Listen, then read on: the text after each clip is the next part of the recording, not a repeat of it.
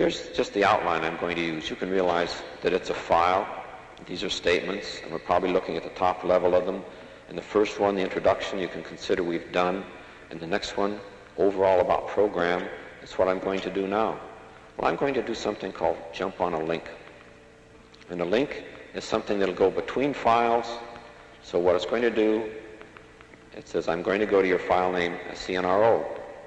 And the link also says where in that file and just what view it wants. So when I do like that, I'm in the middle of that other file looking at this particular material that's been carved out by the specifications on that link.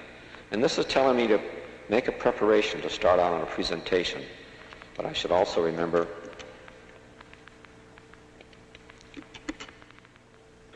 okay, there's Don Andrews' hand in Menlo Park. And in a second we'll see the screen that he's working and the way the tracking spot moves in conjunction with movements of that mouse.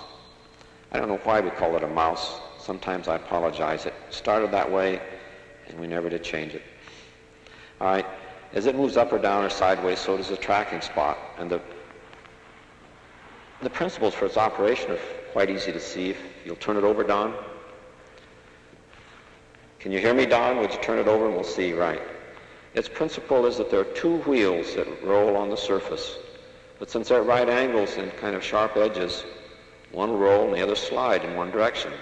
Each of these wheels controls through a potentiometer with a voltage output sampled by an 880V converter, the numbers taken in by the computer at sample times as to what the horizontal vertical components are to be of where it should put the tracking spot. And as the mouse moves over a surface, then each of those wheels either slides sideways without rolling or rolls. That is really a very important one. Now you've seen most of the way through here how this serves as a very powerful tool for an individual to work when he's studying, doing his planning, designing, debugging, documenting. But we also saw through the medium of leaving messages for each other and filtering them that people can collaborate quite well over a period of time by working on joint files. In fact, you can have a joint file and go leave a message and get a response in a matter of minutes because they're all available instantly by anybody from one of these terminals. But there's another degree of collaboration which is very important and which we're just going to be setting up in the next few months the hardware to do computer aid. But here we're going to set it up with a little bit of people aid too. So I'm going to establish a collaborative mode between me and another terminal. Bill Paxton is at a terminal back at SRI, and the first thing I do to do that, of course, would be say, hey, I'm going to, to call this command, we have to go into the executive mode and set executivity to a special level. Oops.